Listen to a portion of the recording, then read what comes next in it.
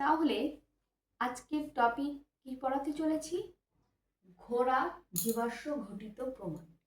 এই যে টপিকটা আজকে পড়াতে চলেছি, এই টপিকটা মাধ্যমিকে যতগুলো লং কোয়েশ্চেন ইম্পর্টেন্স আছে, যতগুলো রিপিটেড হয় কম বেশি অল্টারনেট ইয়ারে, তার মধ্যে অন্যতম বা প্রধানও বলা যেতে পারে। সেক্ষেত্রে টপিকটা আগে আমি জানবো কোথা থেকে শুরু হলো, মানে কেন এই প্রশ্নটা আসলো। আমরা যেহেতু অভিব্যক্তি বা অভিযোজন পড়াতে শুরু করেছিলাম, সেক্ষেত্রে কেন এই টপিকের মধ্যে হঠাৎ করে ঢুকে গেলাম। সেক্ষেত্রে আমরা এতদিন বিভিন্ন বিজ্ঞানীর মতবাদকে পড়ার চেষ্টা করেছি। বিভিন্ন বিজ্ঞানীর মতবাদকে যখন পড়ার চেষ্টা করেছি, তখন তাদের কি মতামত, তাদের কি জ্ঞান, সেটা আমরা আহরণ করার চেষ্টা করেছি। কিন্তু এবার আমরা প্রমাণ দেখতে চাই। এইবার যদি আমরা প্রমাণের কথা না বলি, এবার যদি আমরা প্রমাণ দেখতে না পাই, তাহলে আমাদের পক্ষে মেনে নেওয়াটা খুব টাফ হয়ে দাঁড়ায়। সেই দেখবা আমাদের অজানার প্রতি জানার আগ্রহটা বরাবরই মানুষের খুব বেশি। সেই আগ্রহ থেকে আমাদের প্রমাণের আশায় কোনো কিছু, ওই যে আইন অন্ধ, প্রমাণ ছাড়া কিছু বিশ্বাস করে না, আইন অন্ধ আমাদের কাছে না, আমাদের জন্যই। সেই প্রমাণ আমাদের কাছে সম্মুখে আমরা পাই বিভিন্নভাবে, বিভিন্নবার, অনেকবার, হাজার হাজার বার। তার মধ্যে অভিযোজন যে হয়েছে, অভিব্যক্তি যে হয়েছে, তার অন্যতম প্রমাণ হিসাবে আমরা জীবাশ্মকে মানি। জীবাশ্ম কি? জীবাশ্ম হচ্ছে কোটি কোটি বছর ধরে উদ্ভিদ বলো বা প্রাণী বলো, পরিবেশের জিনিস যখন মাটি চাপা পড়ে তার ছাপ রয়ে গেছে, তার ছাপ রয়ে যায়, সেটাই হচ্ছে জীবাশ্ম। ক্লিয়ার? তো সেক্ষেত্রে আজকে সেই বিষয়ে আমাদের টপিক জীবাশ্ম ঘটিত প্রমাণ। প্রথমেই আমি তোমাকে একটু বলতে চাই, সেটা হচ্ছে আমাদের প্রথমেই আমরা যেটা বলবো সেটা হচ্ছে আমাদের জীবাশ্ম। জীবাশ্ম ঘটিত প্রমাণ হিসাবে আমরা শুধু আমাদের সিলেবাসে ঘোড়াকেই জানবো, আর ছোট ছোট কিছু টপিক আছে সেটা জানবো। প্রথমে আমরা ঘোড়াটা যখন শুরু করছি, তাহলে ঘোড়াটাকেই আমরা কমপ্লিট করি। ঠিক আছে? ঘোড়ার জীবাশ্ম, ঘোড়ার আমরা যে বিবর্তন দেখেছি, আমাদের যে ধারাবাহিক পরিবর্তনের যে ধারাটার সাথে আমরা অংশগ্রহণ করেছি, সেখানে ঘোড়াও একটা প্রধান জীব হিসাবে অংশগ্রহণ করেছে। সেক্ষেত্রে আমাদের যে ঘোড়ার পূর্বপুরুষ এখনো পর্যন্ত পাওয়া গেছে, সেখান থেকে ধাপে ধাপে কি করে আধুনিক ঘোড়ার জন্ম হলো। কারণ আমরা তো দেখেছি, আমাদের অভিব্যক্তিতে সংজ্ঞাতেই পড়েছি যে ক্রমান্বয়ে সরল জীব থেকে জটিল জীবের আবির্ভাব হলো। সেক্ষেত্রে সরল জীব অর্থাৎ ঘোড়ার যে আদি পূর্বপুরুষ, সেখান থেকে কিভাবে আজকের ঘোড়াতে এসছে, সেটা আমরা জীবাশ্ম ছাড়া আর কিছুতে পাই না। কারণ আমরা তো সেই কোটি কোটি বছর ধরে আমরা সেই ঘোড়াগুলোকে বাঁচিয়ে রাখতে পারিনি। তাহলে আমরা সেই ঘোড়াগুলোকে এর সাথে তুলনা করলাম কি করে, জানলাম কি করে তারা কেমন ছিল। সেক্ষেত্রে আমরা বিভিন্ন জায়গায় যে জীবাশ্মগুলো পেয়েছি, মাটি খুঁড়ে, কয়লা খুঁড়ে যে জীবাশ্মগুলো পেয়েছি, সেই জীবাশ্ম যে ছাপ, যে চিহ্ন রয়ে গেছে বা যে অংশগুলো রয়ে গেছে, সেই অংশগুলো আমরা পর্যালোচনা করে, পরীক্ষা নিরীক্ষা করে আমরা জানতে পেরেছি যে আস্তে আস্তে ঘোড়ার বিবর্তন হলো কি করে, তারা অভিযোজনে অংশগ্রহণ কি করে করলো, এবং অভিব্যক্তি তাদের শরীরে কি কি পরিবর্তন নিয়ে আসলো। তাই আমরা যে ছকটা এঁকেছি, এই ছকটাকে এভাবেই যদি তুমি পরীক্ষার হলে করতে পারো, তাহলে সব থেকে ভালো হয়। আর যদি মনে করো এটা করব না, আমি একটু পাশ বরাবর করব, সেটাও তুমি এক পাশ বরাবর লিখবে, আর এক পাশটা খালি রাখবে তোমার খাতার, যাতে তুমি সেখানে ছবি আঁকতে পারো বা ছবি অ্যাড করতে পারো। জীবন বিজ্ঞানে ছবি ছাড়া জীবন বিজ্ঞান অসম্পূর্ণ। জীবন বিজ্ঞানকে ছবি দিয়ে সব থেকে বেশি ভালো বোঝা যায়, বেশি ভালো বুঝতে হয়। সেক্ষেত্রে এই ট্যালেন্ট, এই স্কিল যে সব থেকে ভালো পরীক্ষার হলে দিতে পারবে, সেই ট্যালেন্টকে কুর্নিশ জানিয়ে তাকে সব থেকে ভালো র্যাঙ্কিংয়ে আনা হয়। যেমন বিভিন্ন ইয়ারে আমার কাছে যত স্টুডেন্ট আছে, তার মধ্যে সুচেতনা যে 7th হয়েছিল, সে কিন্তু 99 পেয়ে দেখিয়ে দিয়েছে যে লাইফ সায়েন্সেও 100-এ 100 বা 99 করা যায়। সেক্ষেত্রে তাকে আমি যেভাবে শিখিয়েছি, যা শিখিয়েছি, সে কিন্তু সবটাই প্রয়োগ করেছে এবং আমি আশা করি তোমরাও সেটাই করবে। সেক্ষেত্রে প্রথমে তাহলে শুরু করছি ইওহিপ্পাস বা ইওসিন যুগ। সেক্ষেত্রে আমরা আমাদের টাইম পিরিয়ডকে, আমরা আমাদের যে সময়কালটাকে, অর্থাৎ আমরা যবে থেকে আমাদের পৃথিবীর সূচনা হয়েছে, যে যুগগুলো আমরা মানে পড়াশুনোর মধ্যে দিয়ে গেছি, যে টোটাল সময়কাল আমাদের জানা, যে সময়কাল, সেই সময়কালকে কতগুলো যুগে ভাগ করা যায়। সেক্ষেত্রে আমরা সেই যুগগুলোর মধ্যে আমরা একটু যুগগুলো প্রথমে দেখি, আগে সময়গুলোকে দেখি, তারপর সেই যুগে কি কি জীবাশ্ম আছে আমরা পেয়েছি প্রমাণ, সেগুলোকে দেখব। প্রথমে আমরা ইওসিন দেখব, অলিগোসিন দেখব, মায়োসিন দেখব, প্লায়োহিপ্পাস দেখব এবং বর্তমানে যে যুগটা আমরা আছি সেটা হচ্ছে প্লিস্টোসিন যুগ দেখব। এখানে আমি চারটে মাত্র যুগের সম্পর্কে বা চারটে মাত্র যুগে যে জীবাশ্ম, ঘোড়ার জীবাশ্মগুলো আমরা পেয়েছি সেটা নিয়ে করেছি। একটা অর্থাৎ বর্তমান যুগটা আমি বলবো, তোমরা সেভাবে করে নেবে, যদি আমি এখানে সুযোগ পাই লিখেও দেব। তাহলে আমরা সবাই কি পেয়েছি? প্রথম সব থেকে পুরনো যে ঘোড়া আমরা পেয়েছি, সেই ঘোড়াটার নাম হচ্ছে ইওহিপ্পাস। কালিটা ভালো বোঝা যাচ্ছে? সবুজ কালিটা, অসুবিধা নেই তো? ওকে। সেক্ষেত্রে সব থেকে পুরনো ঘোড়া বা ঘোড়ার আদিতম পূর্বপুরুষ যাকে পেয়েছি তার নাম হচ্ছে ইওহিপ্পাস। কেন ইওহিপ্পাস? কারণ ওকে যে সময় আমরা পেয়েছি সেই যুগটা হচ্ছে ইওসিন যুগ। তাহলে এই সব থেকে ঘোড়ার আদিতম যে পূর্বপুরুষ ইওহিপ্পাস, তার শরীরে এমন কি কি গঠন ছিল এবং বর্তমান যুগে অর্থাৎ কি কি পরিবর্তনের মধ্য দিয়ে এক একটা যুগে কি কি পরিবর্তন সে করে, অভিব্যক্তি করে, অভিযোজন করে, কি কি পরিবর্তন নিয়ে সে বর্তমান ঘোড়াতে রূপান্তর হয়েছে, তার জার্নিটাই আমরা পড়ছি। সেক্ষেত্রে ইওহিপ্পাসের যে ইওসিন যুগে যে ইওহিপ্পাসটা আমরা পেয়েছি, তার যে দেহ, তার দেহের যে আকার সেটা শিয়ালের মতো ছিল। এখনকার যুগে যে শিয়াল তেমন ছিল, মাত্র 30 সেমি মতো, মাত্র 30 সেমি মতো সে ছিল। তার কি ছিল? 30 সেমি, মাত্র 30 সেমি মতো। এইবার ওর দেহের গঠনটা শিয়ালের মতো। এই যে ছোট ছোট টার্মগুলো কিন্তু শর্ট কোয়েশ্চেন, এমসিকিউ বা বিভিন্ন ধরনের শূন্যস্থান পূরণে আসে। অর্থাৎ যে টার্মগুলো বোর্ডে লেখা আছে প্রতিটাই খুব প্রিসাইসলি এবং ইম্পর্টেন্ট বলেই বোর্ডে লেখা হয়েছে, সেগুলোর প্রতিটা লাইন, প্রতিটা টার্ম মাথায় রাখতে হবে। তাহলে ইওহিপ্পাসের দেহটা কেমন ছিল? শিয়ালের মতো। কেমন, কতটা সাইজ কেমন? 30 সেমি মতো তাদের সাইজ ছিল। এবার যাব তাদের পা। পদ মানে পা। সেক্ষেত্রে পায়ে দেখা যাচ্ছে তাদের সামনের পা এবং পেছনের পা। সামনের পা গুলোকে বলা হয় অগ্রপদ, পেছনের পা গুলোকে বলা হয় পশ্চাৎপদ। সেই অগ্রপদে ছিল 4টে আঙুল, পেছনের পদে দেখা যাচ্ছে ছিল 3টে করে আঙুল। ঠিক আছে? তার মানে সামনের দিকে 4টে আঙুল, পেছনের দিকে ছিল 3টে করে আঙুল। ক্লিয়ার? সেক্ষেত্রে এরকম অগ্রে 4টে এবং পশ্চাতে 3টে করে আঙুল দ্বারা তাদের পাটা গঠন সম্পন্ন ছিল। এবার যাব দাঁত। দাঁতে তেমন কোনো খাজ ছিল না এবং অসম্পূর্ণ সিমেন্ট। কেন খাজের কথাই কেন উল্লেখ করলো? বিশেষ করে পোষক দাঁত। পোষক দাঁত মানে যে দাঁতগুলো দিয়ে বা যে মোলারটিতে আমরা চিবিয়ে চিবিয়ে খাই, চেবানোর জন্য আমরা আমাদের এই দাঁতগুলোকে ইউজ করি। ঠিক আছে? এই দাঁতগুলোতে তাদের কোনো খাস ছিল না, কারণ তাদের কোনো জিনিস চিবিয়ে খেতে হতো না। ঠিক আছে? খাস ছিল না, সিমেন্টও ছিল না, অত শক্তপোক্তও ছিল না। ঠিক আছে? তারা নরম খাবার খেত এবং কোনো রকম তাদের চেবানোর প্রশ্নটা তেমন ছিল না। তার জন্য তাদের অভিযোজনে সেই পরিবেশের সাথে মানাতে গিয়ে তাদের দাঁতে কোনো খাজও ছিল না এবং অসম্পূর্ণ সিমেন্ট ছিল, অর্থাৎ সিমেন্টের তেমন প্রশ্নই ছিল না। সিমেন্ট বলতে সেই শক্ত আস্তরণের কথা বলা হয়েছে।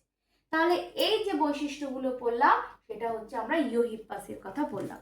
সেক্ষেত্রে ইওহিপ্পাসের তোমরা এই হচ্ছে সামনে আমাদের আঙুল পাগুলো আঁকবে, এটা হচ্ছে 4 নাম্বার। বাদ বাকি যেগুলো আঁকবে, ঠিক আছে,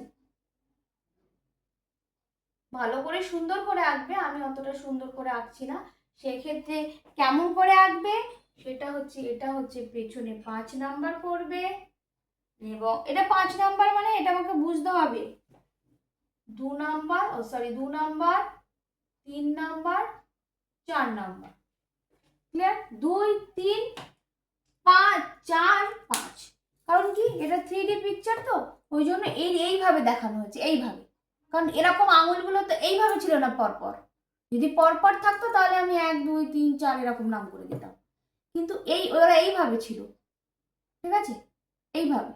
তো সেই অনুযায়ী এই যে মাঝের যে আঙুলটা, এই যে মোটা আঙুলটার কথা বলা হয়েছে, এই আঙুলটাকে 3 নাম্বার বলা হয়েছে, এবং 2 3 4 5, ঠিক আছে, 2 3 4 5 এইভাবে ধরে আঙুলগুলো। এটা হচ্ছে কোনটা, এটা হচ্ছে অগ্রপদের কথা বলা হয়েছে। আর দাঁতে তেমন কোনো সিমেন্ট ছিল না, ঠিক আছে, দাঁতেও তেমন কোনো সিমেন্টের প্রশ্ন ছিল না, এইটা বুঝতে হবে। এবং এতটা খাজ আঁকারও দরকার নেই, যেহেতু কোনো খাজবিহীন ছিল, এরকম দিলেই হবে।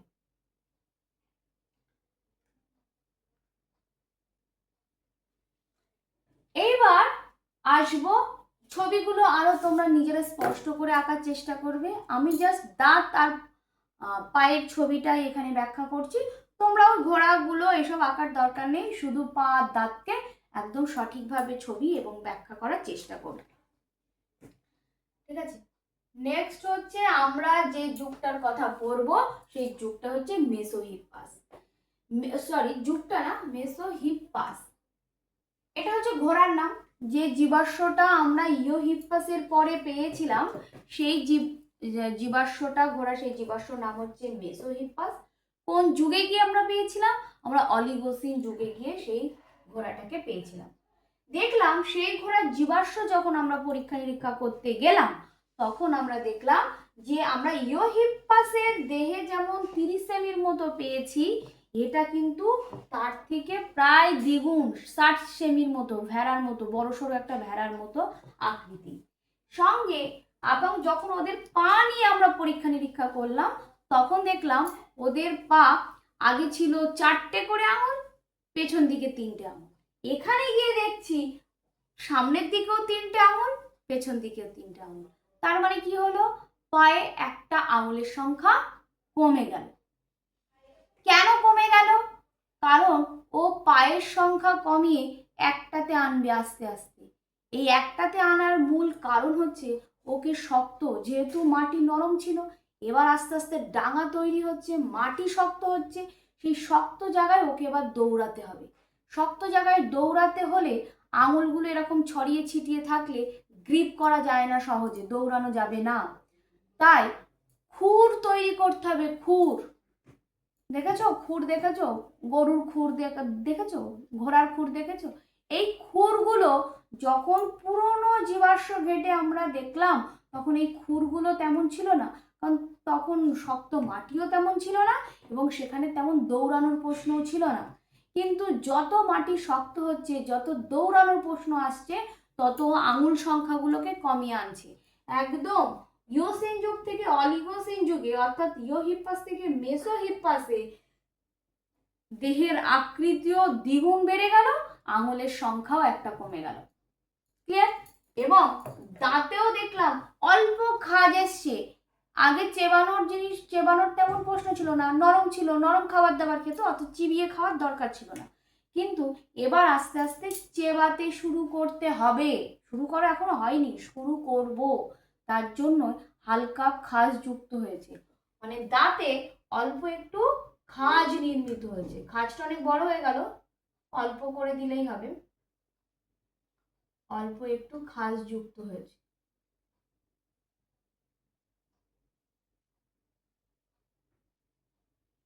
তাহলে মাঝখানে 3টে আঙুল,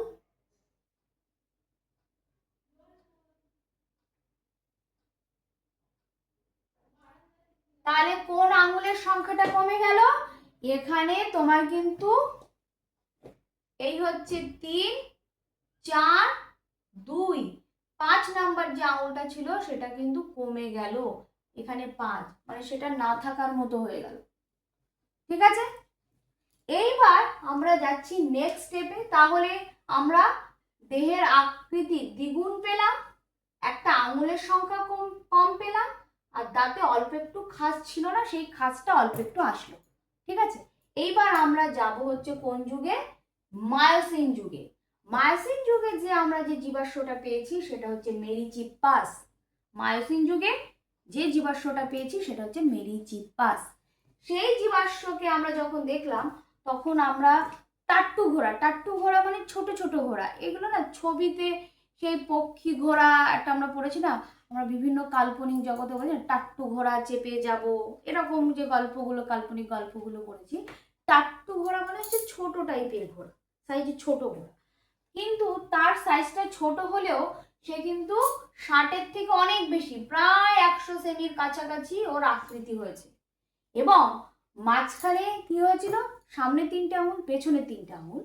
সেক্ষেত্রে এই যুগে এসে আমরা যে মেরিচিপ্পাস ঘোড়াটা দেখলাম, সেখানে দেখলাম অগ্র এবং পশ্চাৎ পদে মাঝের আঙুলটি আবার খুরযুক্ত এবং লম্বা হয়েছে। মানে এখানে যে 3 নাম্বার যে আঙুলটা সেটা আরো বেশি লম্বা হয়েছে এবং খুরের আবির্ভাব হচ্ছে, খুর হচ্ছে। কি বললাম? খুর কেন হবে? কারণ হচ্ছে শক্ত মাটিতে দৌড়াতে হবে তাই। বোঝা যাচ্ছে আমার কথা? শক্ত মাটিতে দৌড়াতে হবে তাই। তাই আস্তে আস্তে এই অভিযোজনে নিজেকে খাপ খাওয়ানোর জন্যই অভিব্যক্তিতে এই বৈশিষ্ট্যগুলো আমার অ্যাড হচ্ছে, ঘোড়ার জীবে বা শরীরে এই বৈশিষ্ট্যগুলো আমার অ্যাড হচ্ছে, কোনোটা কমছে। তার মানে এক কথা আমি বলি গঠনগত একটা পরিবর্তনের মধ্যে দিয়ে যাচ্ছে। এবার দেখো দাঁতে কি লেগেছি? দীর্ঘ ক্রাউন হবে, চিবানোর উপযুক্ত হবে। এবার আমার ঘাসকে চেবাতে হবে, এবার আমার সবকিছু চিবিয়ে খেতে হবে। চিবিয়ে যখন খেতে হবে তখন কিন্তু দাঁতে আমার উপযুক্ত ক্রাউন লাগবে এবং খাঁজ লাগবে চিবানোর জন্য। তাহলে আমি দাঁতটা কি, দাঁতটা অনেক বেশি খাঁজযুক্ত হলো এবং ক্রাউন যুক্ত হলো। তার মানে হচ্ছে কি, তার মানে এটা একটু শক্তপোক্ত হলো, এই যে ক্রাউন শেপটা ক্রাউন শেপ হয়ে গেল। সঙ্গে 3 নাম্বার যে আঙুলটা সেটা অনেক বেশি লম্বা হলো। ঠিক আছে, 5 নাম্বার আঙুলটা প্রায় বিলুপ্ত হয়ে গেল বা নেই বললেই চলে। শুধু 5 নাম্বার আঙুল না, আনুষঙ্গিক যে 2 এবং 4 নাম্বার গুলো ছিল সেগুলো কিন্তু ছোট হচ্ছে, সেগুলো সাইজে ছোট হচ্ছে। ঠিক আছে, তাহলে এটা হচ্ছে 3 নাম্বার আঙুল, এটা 4 নাম্বার আঙুল, এটা 2 নাম্বার আঙুল। 5 নাম্বার আঙুল তাহলে কি হলো? দেখো 5 নাম্বার আঙুল একদম গায়েব হয়ে গেল। 2 নাম্বার আর 4 নাম্বার আঙুলটা ছোট হচ্ছে। 5 নাম্বার যেমন ছোট হয়ে বিলুপ্ত হয়ে গেল, আর এই দুটো আঙুল ছোট হচ্ছে। মাঝের যে আঙুলটা সেটা দেখো অনেকটা লম্বা হয়ে গেছে আর একদম খুর, হালকা খুর এসছে। আর দাঁতে কি হলো? দাঁতে চিবানোর জন্য আরো বেশি ক্রাউন আসলো। ব্যাস, এটা হয়ে গেল। এইবার ঠিক এর পরের স্টেপে আর সাইজটা মনে রাখতে হবে, 100 সেমি হয়ে গেল। এইবার যে যুগটা আসছে সেই যুগটা হচ্ছে প্লায়োসিন যুগ। প্লায়োসিন যুগে আমরা কি পাচ্ছি? আমরা পাচ্ছি যে ঘোড়াটা তার নাম হচ্ছে প্লায়োহিপ্পাস। ঠিক আছে, প্লায়োহিপ্পাস। সেক্ষেত্রে এর দেহ আধুনিক ঘোড়ার মতোই কিন্তু সাইজে একটু ছোট, মানে 120 সেমি। সেক্ষেত্রে আধুনিক ঘোড়ার সাইজ কত? যদিও বলিনি, এখন প্লায়োসিন যুগ এবং আমরা এখন যে যুগে ঘোড়াকে, আধুনিক ঘোড়ার যে যুগটা সেটা হচ্ছে প্লিস্টোসিন যুগে আমরা এই ঘোড়াকে আবিষ্কার করেছি। কোন যুগে? আমাদের আধুনিক ঘোড়ার যে যুগ সেটা হচ্ছে প্লিস্টোসিন যুগে ওকে আমরা পেয়েছি এবং ওর নাম কিন্তু ইকুয়াস। ইকুয়াস এখন বর্তমান যে ঘোড়া তুমি দেখতে পাও এর বিজ্ঞানসম্মত নাম হচ্ছে ইকুয়াস। ঠিক আছে, ইকুয়াস। ইকুয়াস পেয়েছি ঠিক মায়োসিন যুগের পরে প্লিস্টোসিন যুগে, অর্থাৎ বর্তমান ঘোড়ার যুগের নাম প্লিস্টোসিন যুগ। সেক্ষেত্রে আমরা একটু কম্পেয়ার করে পড়ি। কি কম্পেয়ার করে পড়বো? যে আধুনিক ঘোড়ার মতোই আমরা ঠিক এর পূর্বপুরুষ প্লায়োসিন বা প্লায়োহিপ্পাসকে পেয়েছি, অর্থাৎ ইকুয়াসের ঠিক আগের পূর্বপুরুষের নামই হচ্ছে প্লায়োহিপ্পাস এবং ওর সাইজ 120, এবং বর্তমান যে ঘোড়া তার সাইজ হচ্ছে প্রায় 150 সেমি, মানে 30 সেমি মতো ছোট, আর কিছু না, একটু 30 সেমি মতো এই ঘোড়াটা বর্তমান ঘোড়ার থেকে ছোট। আঙুল, আঙুল কিছুই না, দেখা যাচ্ছে খুর সৃষ্টিতে সাহায্য করছে। খুর মানে মাঝখানে যে আঙুলটা দেখা যাচ্ছে, এই 2 নম্বর এবং 4 নম্বর একদম বিলুপ্ত হয়ে গেছে, এবং মাঝখানে আঙুলটাতে প্রায় খুর চলে এসছে, আর এগুলো না থাকার মতো একটু একটু আছে, মানে নেই বললেই চলে এরকম, ঠিক আছে। তার মানে মাঝেরটাতে খুর সৃষ্টিতে সাহায্য করছে, বাদ বাকিগুলো একদম বিলুপ্ত হয়ে যাবে, নষ্ট হয়ে যাচ্ছে। এবার দাঁত, মোলার দাঁতে, মোলার দাঁতগুলোতে সংখ্যা বাড়ছে, কারণ চেবাতে হচ্ছে, দাঁতের সংখ্যা বাড়তে হচ্ছে।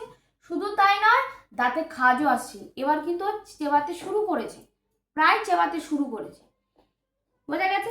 এবং বর্তমান যুগে যে ঘোড়া আমরা দেখছি সেই ঘোড়ার নাম হচ্ছে ইকুয়াস। সেটা কোন যুগে পাওয়া গেছিল? প্লিস্টোসিন যুগে পাওয়া গেছিল। এবং ঘোড়ার যে দেহ, তার আকৃতি বর্তমান যে ঘোড়া সেটার সমান, প্রায় এই বর্তমান ঘোড়ার আকৃতি প্রায় 150 সেমি মতো। সেক্ষেত্রে ওর পায়ের আঙুল আর নেই, এবার যা আছে সব খুর তৈরি হয়ে গেছে, এবং মোলার দাঁতের সংখ্যা যেমন বৃদ্ধি পেয়েছে, সব থেকে বড় কথা এখন যে ঘোড়ার দাঁতগুলো সেগুলো সবই ঘাস চেবানোর উপযুক্ত। আউ আউ আউ করে যে ঘাস চেবায়, সেই ঘাস চেবানোর জন্য একদম উপযুক্ত দাঁত। তাহলে এইবার আমরা একটা কথা জানবো, যে তাহলে আমরা যদি বলি যে ঘোড়ার বিবর্তনের মূল বৈশিষ্ট্যগুলো কিসের ভিত্তিতে আমরা করলাম, কিসের ভিত্তিতে? এই ঘোড়ার বিবর্তনের মূল বৈশিষ্ট্যগুলো কি, এটা কিন্তু 2 নম্বরে দেয়। তাহলে এই বিবর্তনটা যে আমরা দেখলাম ইওহিপ্পাস থেকে বর্তমান যুগের যে ঘোড়া ইকুয়াস, একে যে আমরা দেখলাম, এর কি কি বৈশিষ্ট্যের ভিত্তিতে আমরা এই ব্যাখ্যাগুলো করলাম। আরো তো অনেক ছিল, শুধু দাঁত, পা আর এইসব নিয়ে তো হয়নি, ওর তো আরো অনেক কিছু অর্গানগুলো ছিল, আমরা সেগুলো তো আলোচনা করিনি। আমরা মূল ভিত্তি কি রেখেছি, বিবর্তনের মূল বৈশিষ্ট্যগুলোকে আমরা কি ধরেছি, পারবে? হবে না? লেটস বলো, বলার চেষ্টা করো, বলার চেষ্টা করো।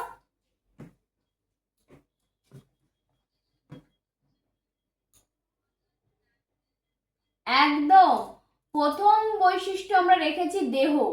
দেহটা আস্তে আস্তে বেশি বড় হচ্ছে, বড় হয়ে গেছে, অর্থাৎ দ্রুত দৌড়ানোর জন্য, দ্রুত গতিতে দৌড়ানোর জন্য আস্তে আস্তে ওর দৈর্ঘ্যটা বৃদ্ধি হয়েছে, ক্লিয়ার। আর দ্বিতীয়ত ওর পায়ের আঙুলের দৈর্ঘ্য বৃদ্ধি পেয়েছে, দ্বিতীয় পথে কি, ওর পায়ের আঙুলের দৈর্ঘ্য বৃদ্ধি হয়েছে, ঠিক আছে। আর 3 নাম্বার পয়েন্টে কি, পায়ের আঙুলের সংখ্যা কিন্তু কমে একটা উপযুক্ত খুরালা একটা পা, একটাই খুরযুক্ত পদের সৃষ্টি হয়েছে, সবকটা পদে খুর যুক্ত, যাতে শক্ত ভূমিতে ও দৌড়াতে পারে। এবং লাস্টে ও দাঁতে আসবো, দাঁতে কি হয়েছে, মোলার আর প্রিমোলার অর্থাৎ পোষক বা পুরু পোষকে ক্রাউন সৃষ্টি হয়েছে, যাতে চেবাতে পারে। এবং শুধু তাই নয়, মোলার দাঁতের সংখ্যাও বৃদ্ধি পেয়েছে।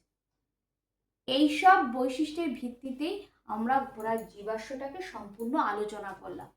এটাকে উপযুক্ত ছবির সাহায্যে যদি তুমি ব্যাখ্যা করতে পারো, তাহলে আশা করি 5-এর মধ্যে তুমি 4.5 পাবে। যদি এইভাবে ব্যাখ্যাটা সঠিক হয়, তাহলে বোঝাতে পেরেছি।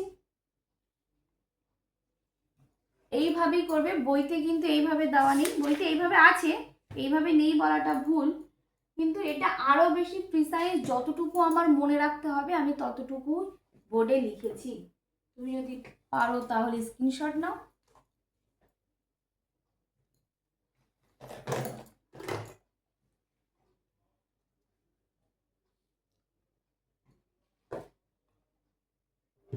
ওকে, সেক্ষেত্রে আমরা আগের দিনের একটা কিছু টপিক একটু বুঝিয়ে দিই, যে টপিকটা আমরা ছেড়ে গেছিলাম। তাহলে বোর্ড ক্লিন করছি।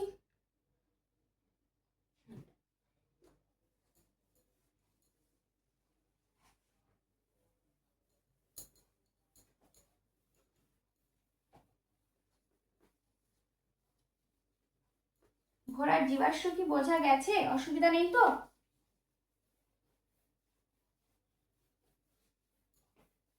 ওকে, যে টপিকগুলো খুচরো খুচরো টপিক আমরা ছেড়ে গেছিলাম সেটা একটু আমরা আলোচনা করি। সেটা হচ্ছে আমরা ডারউইনের তাহলে কি কি সূত্র পেয়েছিলাম তার সংক্ষিপ্তসার কি।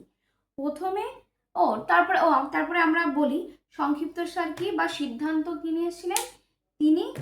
অত্যাধিক হারে বংশবৃদ্ধি আর খাদ্য এবং বাসস্থান যে ধ্রুবক কনস্ট্যান্ট এগুলোকে বাড়ানো যাচ্ছিল না, এর ভিত্তিতে তিনি যে সিদ্ধান্তে উপনীত হয়েছিলেন সেটা হচ্ছে অস্তিত্বের জন্য কিন্তু জীবন সংগ্রাম করতে হবে। এটাই আমরা তোমাকে একটু আগেও বোঝালাম। নিজের অস্তিত্বকে বোঝাতে গেলে, নিজের অস্তিত্বকে বজায় রাখতে গেলে তোমাকে অলওয়েজ কি করতে হবে? ত্রিবিধ সংগ্রামে লিপ্ত হতে হবে। শুধু ত্রিবিধ সংগ্রাম শুধু যারা বনে থাকে তারা না, এটা আমাদের নিজেদের সাথেও হয়। এই কথা মাথায় রাখতে হবে। বোঝা গেছে? নেক্সট হচ্ছে অস্তিত্বের জন্য যখন জীবন সংগ্রাম করলাম তাহলে আমরা 3 ধরনের সংগ্রাম করলাম। এক হচ্ছে অন্তঃপ্রজাতি, এক হচ্ছে আন্তঃপ্রজাতি, এক হচ্ছে পরিবেশ। তাই তো? এই পরিবেশের সাথে যখন সংগ্রাম করলাম, যখন তাহলে আমাদের কিন্তু ভেদ তৈরি হলো। আমরা যখনই জয়ী হলাম তার মানে আমরা অন্যদের থেকে আলাদা নিজেকে প্রমাণ করতে পারলাম। নিজেকে যখন এই আমাদের দেহের বৈশিষ্ট্য পরিবর্তন করে যখন আলাদা প্রমাণ করলাম তার মানে আমরা যোগ্য। তাই তো? আমি যোগ্যতা আছে আমার, সেই যোগ্যতাটাকে প্রমাণ করলাম বা যোগ্যতমের উদ্বর্তন হলো। যোগ্যতমের যখন জয়লাভ হলো, আমি যখন যোগ্যতা আছে, আমি যখন জিতে গেলাম, তখনই কিন্তু প্রকৃতি আমাকে নির্বাচন করলো। ঠিক আছে? অর্থাৎ প্রাকৃতিক নির্বাচন হলো। আর প্রকৃতি যখন আমাকে নির্বাচন করলো, আমি একটা নতুন প্রজাতি হিসাবে উদ্ভব হলাম। বোঝা গেছে? তাহলে নিজের অস্তিত্বকে বজায় রাখাটা কতটা টাফ। আর যদি এই টাফ কাজটা তুমি করে ফেলতে পারো তাহলে তুমি সেরা, তুমি নতুন প্রজাতি, তুমি নতুনভাবে আবির্ভাব হবে। কেউ আটকে রাখতে পারবে। কোনো জাতি ধর্ম নির্বিশেষে তোমার যদি ট্যালেন্ট থাকে, তোমার যদি স্কিল থাকে, তুমি ফুটে বেরোবেই। কারোর সাধ্য নেই তোমাকে আটকে রাখা। আর যদি কারোর ট্যালেন্ট না থাকে, ফাঁকিবাজ হয়, মানে আলসে হয়, মাইন্ডটাকে বারবার ডাইভার্ট করে, নিজের লক্ষ্য ভ্রষ্ট হয়ে যায়, তাহলে সে যে কাস্টেরই হোক, যে রিলিজিয়ানই হোক, আর যার বাবা যত বড়লোকই হোক, তাকে একসময় ধ্বংস হতেই হবে। কারণ প্রকৃতি তাকে সঙ্গ দেবে না, কিছুতেই সঙ্গ দিতে পারে না। বোঝা গেছে? তাহলে ক্লিয়ার করতে পেরেছি? এইবার আমরা চলে যাব হচ্ছে ডারউইন। বলো, কিছু বলবে? কোনো কোয়েশ্চেন আছে? ওকে, এইবার নেক্সট হচ্ছে আমরা যেটা জানবো সেটা হচ্ছে নয়া ডারউইনবাদ। আমরা ল্যামার্কে যখন নয়া ল্যামার্কবাদ পড়েছিলাম তখন আমরা জেনেছিলাম যে ল্যামার্কেরও কিছু ভুল ত্রুটি ছিল, সেখানেও বিজ্ঞানীরা তার ভুল ত্রুটিকে সংশোধন করে নতুনভাবে তাদের মতবাদকে প্রকাশ করেছিল। তার মতবাদকে বাদ দিয়ে নয়, তার মতবাদকে মডিফাই করে। এখানেও ওই যে কিছু আবিষ্কার করব আর আমার পেছনে কিছু কেউ এসে লাগবে না, এটা হয়। আমি কিছু ভালো করব আর কেউ আমাকে হিংসা করবে না, এটা হয়, এটা হতে পারে। এই যুগে এটা হয় না। ঠিক আছে? তো সেই হিংসা থেকে বিজ্ঞানী মহলে, না এটা হিংসা বলে যদি আমার ভাইরাল কোনো হয়ে যায় তাহলে আমার মুশকিল। হিংসা না, মানে হিংসায়, কিন্তু ওটা বাদ দিতে হবে। সেটা হচ্ছে নয়া ডারউইনবাদ। নয়া ডারউইনবাদ। নয়া ডারউইনবাদে নামটা শুনেই আমরা বুঝতে পারছি ডারউইনবাদকে নতুন ভাবে আনা। কেন নতুন ভাবে আনা? কারণ তিনিও কিছু প্রশ্নের উত্তর দিতে অক্ষম ছিলেন, উত্তর দিতে পারেননি, ব্যাখ্যা করতে পারেননি। সেই জিনিসগুলোকে নতুনভাবে ব্যাখ্যা করে তার মতবাদকে মডিফাই করে যে মতবাদগুলো আনা হয়েছিল সেই মতবাদকে বলা হয় নয়া ডারউইনবাদ। সেক্ষেত্রে এই নয়া ডারউইনবাদে যে বিজ্ঞানীগুলো মেনলি কাজ করেছিলেন তাদের মধ্যে হচ্ছে ওয়াইসম্যান। ঠিক আছে? মানে উনি সবার পেছনেই আছে আর কি। ওয়াইসম্যান, গোল্ডস্মিথ, ঠিক আছে, ওয়াইসম্যান, গোল্ডস্মিথ, আর হচ্ছে হ্যালডেন। আরো অনেক প্রমুখ বিজ্ঞানীরা আছে, মেনলি তারা এই মতবাদকে ব্যাখ্যা করেছিল, নয়া ডারউইনবাদ। এবং নয়া ডারউইনবাদে একটা জিনিস টেক্সট বইতে লেখা আছে, আমি পড়ছি, শোনো, তোমার 98 পেজে, যে প্রকৃতপক্ষে নয়া ডারউইনবাদ বলতে তাদের অনুগামীকৃত প্রাকৃতিক নির্বাচনবাদের মূল্যায়নকে বোঝায়। ঠিক আছে, প্রাকৃতিক নির্বাচনটাকে নতুন করে মূল্যায়ন করেছিল। সেক্ষেত্রে বিভিন্ন শক্তির একত্রে কার্যকারিতার ফলে জীবের অভিযোজন সম্ভব হয় এবং প্রাকৃতিক নির্বাচন অনেকগুলি শক্তির মধ্যে একটি। মানে আমি যখন প্রাকৃতিক নির্বাচন হচ্ছে তখন কোনো আমার একটা ট্যালেন্ট বা একটা স্কিল দ্বারা আমি জিততে পারি না।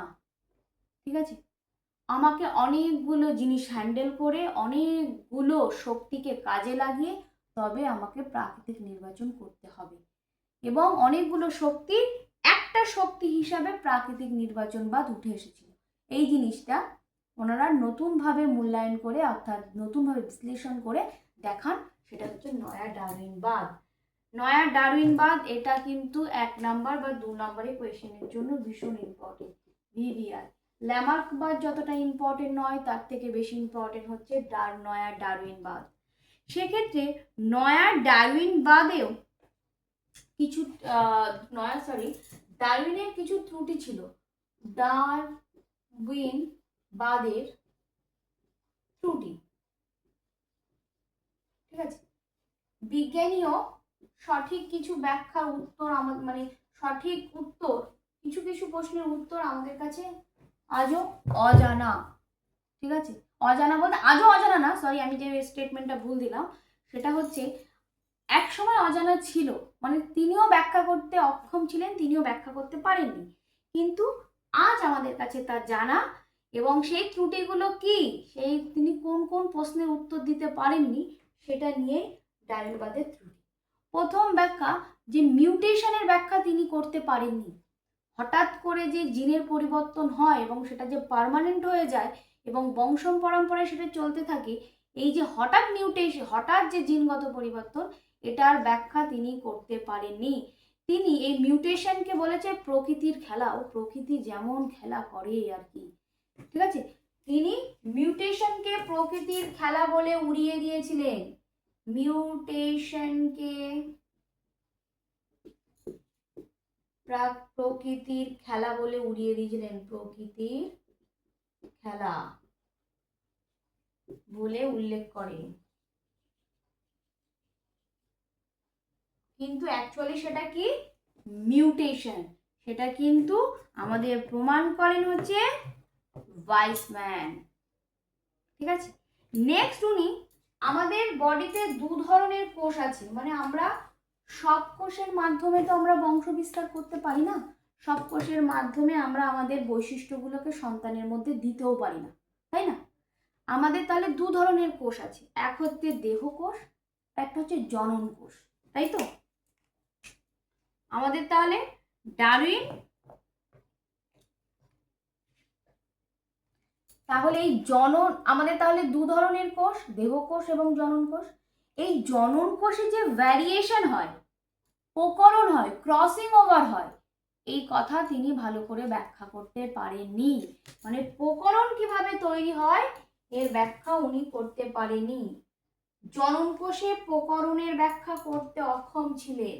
ঠিক আছে, জনন কোষে প্রকরণের ব্যাখ্যা করতে অক্ষম ছিলেন।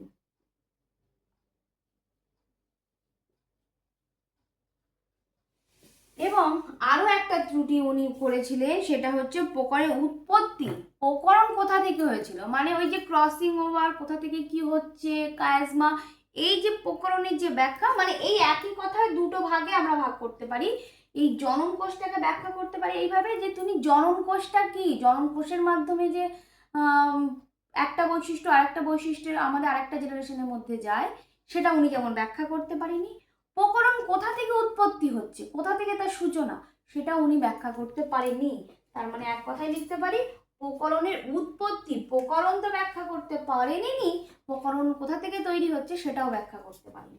তার মানে প্রকরণের উৎপত্তি ব্যাখ্যা করতে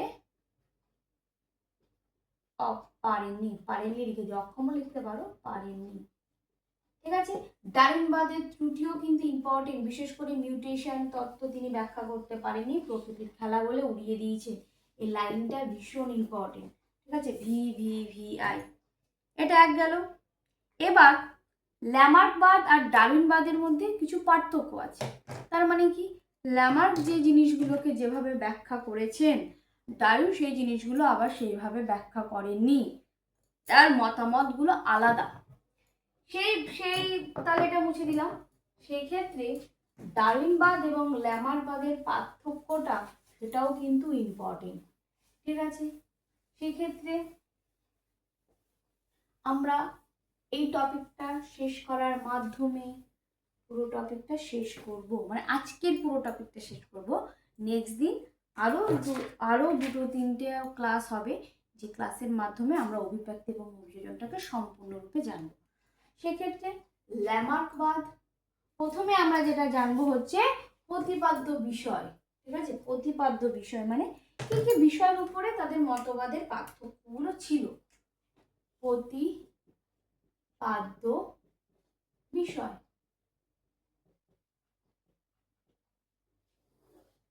এটা হচ্ছে আমার ডারউইনবাদ, আর পরেরটা হচ্ছে ল্যামার্কবাদ। ঠিক আছে, ডারউইনবাদ এবং ল্যামার্কবাদ। ডারউইনবাদ এবং ল্যামার্কবাদ যদি আমি বলি, তাহলে প্রথমে বলবো বিবর্তনে পরিবেশ কিভাবে ভূমিকা পালন করে। এইটা কি বোঝা যাচ্ছে, এই কালিটা, বিবর্তন।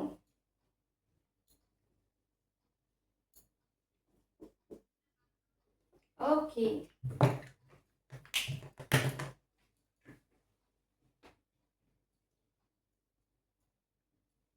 বিবর্তনে পরিবেশের ভূমিকা, বিবর্তনে পরিবেশের ভূমিকা। বিবর্তনে পরিবেশের যে ভূমিকা, সেখানে জীব মাত্রই পরিবেশের সাথে সামঞ্জস্য বজায় রেখে বেঁচে থাকে। পরিবেশের তারতম্য অনুযায়ী অভিযোজনগত তারতম্য ঘটে। তার মানে উনি বোঝাতে চেয়েছে, পরিবেশ যেমন আমি তেমন ভাবে নিজেকে বদলে ফেলবো, পরিবেশ যদি বদলায় আমি নিজেকে বদলে নেব। ঠিক আছে, এটাই তার ব্যাখ্যা, বা এটাই তিনি ব্যাখ্যা করেছিলেন। সেই ক্ষেত্রে সেটা করেছিলেন হচ্ছে ল্যামার্ক। আমি যে কথাটা বলছি সেই বক্তব্যটা পেশ করেছিলেন ল্যামার্ক, যে পরিবেশ যেমন তেমনই পরিবর্তন। ঠিক আছে, পরিবেশের তারতম্য অনুযায়ী প্রাণী বা জীবকুল বলা যেতে পারে, শুধু তো প্রাণী না, উদ্ভিদরাও আছে, জীবকুল পরিবর্তন হয়, জীবকুল পরিবর্তন হয়।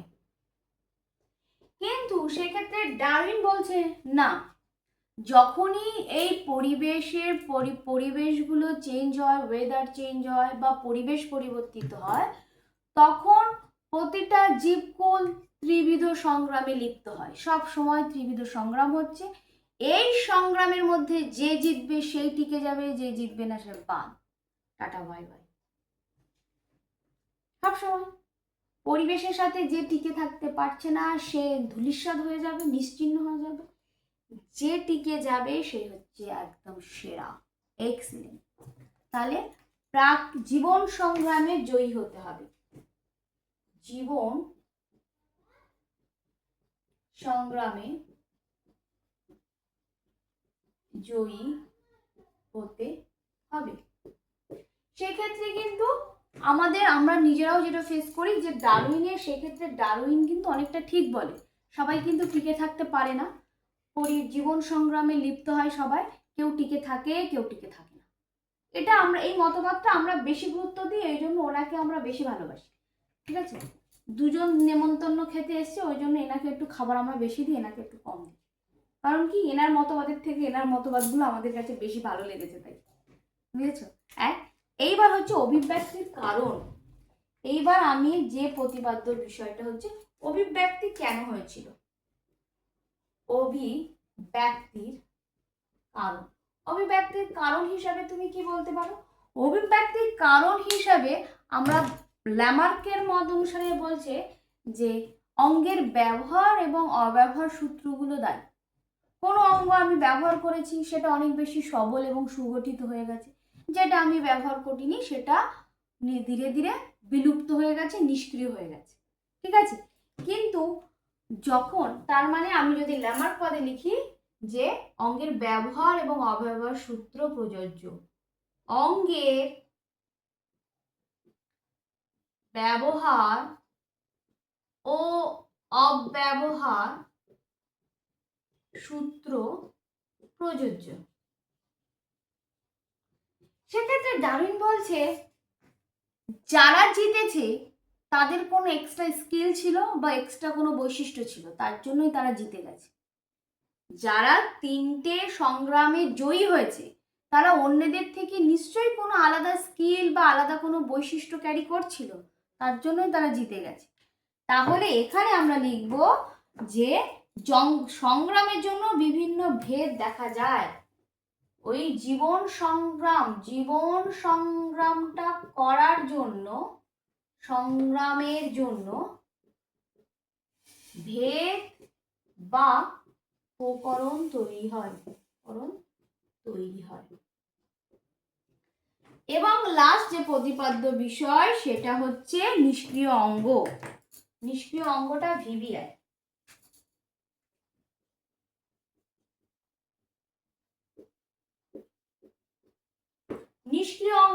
নিষ্ক্রিয় অঙ্গে বলছে যে এখানে আগেই বলেছি অঙ্গের ব্যবহার এবং অব্যবহার, অর্থাৎ যে অঙ্গগুলো তুমি ব্যবহার করনি সেই অঙ্গগুলো আস্তে আস্তে ইনঅ্যাক্টিভ হয়ে যায়, ভেস্টিজিয়াল অর্গান হয়ে যায়, আস্তে আস্তে শরীর থেকে সেটা বাদ হয়ে যায়।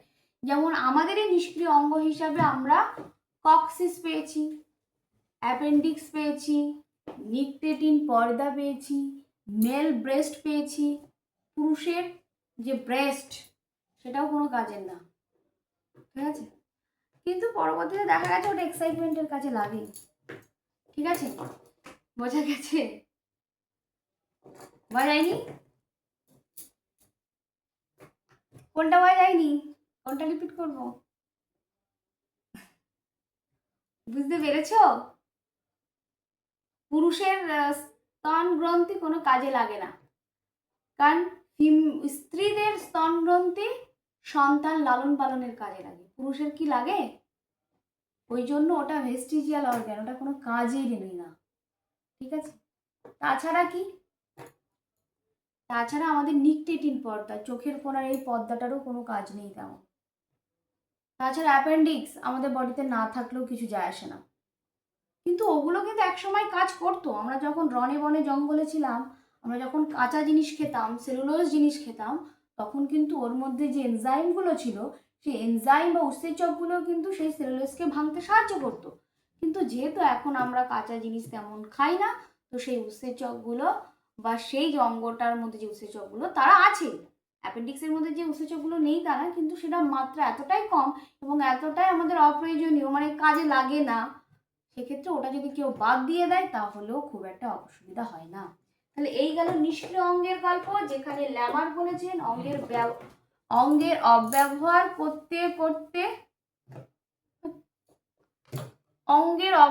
করতে করতে সেই অঙ্গগুলো সব নিষ্ক্রিয় হয়ে যায়। ঠিক আছে, সেখানে ডারউইন বলছে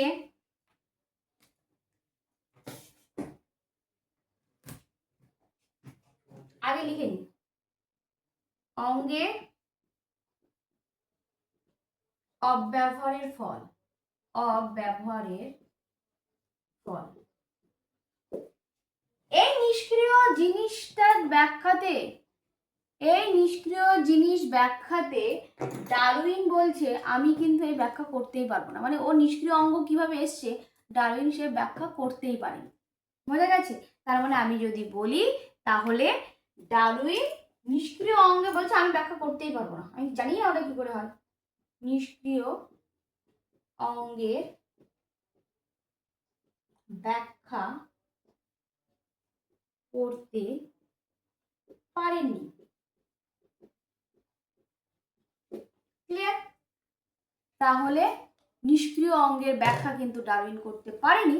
সেক্ষেত্রে ল্যামার্ক এ বিষয়ে একটু এগিয়ে ছিল যে অঙ্গের যদি কোনো অঙ্গের ব্যবহার না করো তাহলে সেটা একসময় ভেস্টিজিয়াল অর্গান বা নিষ্ক্রিয় অঙ্গে পরিণত হয়। ক্লিয়ার? তাহলে আজকের মতো টপিক এখানে শেষ। শেষ। তাহলে নেক্সট দিন আমরা পরবর্তী টপিক নিয়ে পরবর্তী আমরা যে তুলনাগুলো করব সেটা হচ্ছে আমাদের সমস্ত এবং সমবৃত্তীয় অঙ্গগুলো আমরা নেক্সট ক্লাসে আলোচনা করব। ঠিক আছে? তাহলে আজকে ক্লাস এখানে শেষ।